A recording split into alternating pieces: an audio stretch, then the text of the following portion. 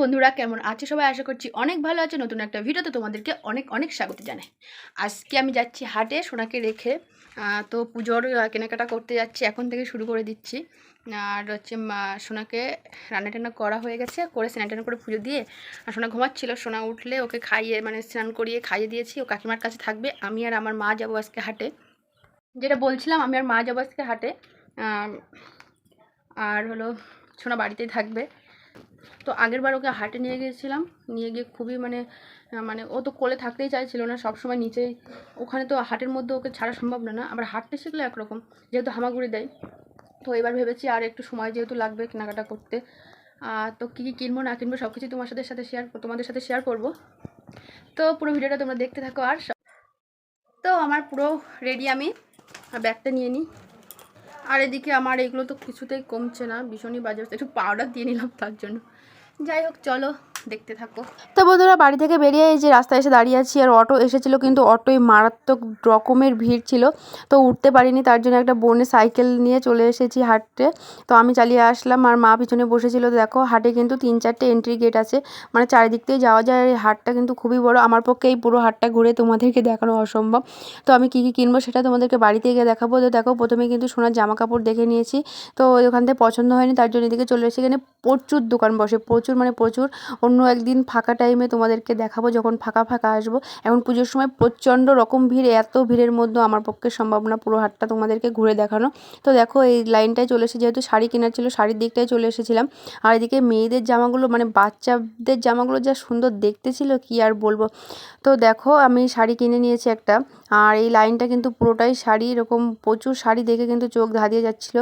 প্রায় অনেকক্ষণ হয়ে গেছিলো হাঁটতে আমার প্রচণ্ড রকম পা ব্যথা করছিলো। আমি এখানে বাবু হয়ে বসে আছি, আর এদিকে দেখো মা পাশে কেনাকাটা করছিল।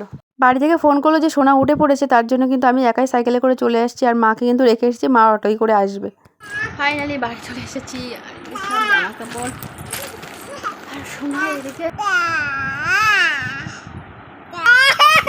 তুমি আমার সাথে কথা বলবে না?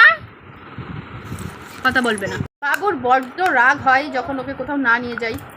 তো কি আর করা যাবে, অত ভিড়ের মধ্যে আমার খুবই মাথা যন্ত্রণা করছে, আর ওকে নিয়ে যাওয়ার সম্ভাবনা কিছুতেই থাকতো না।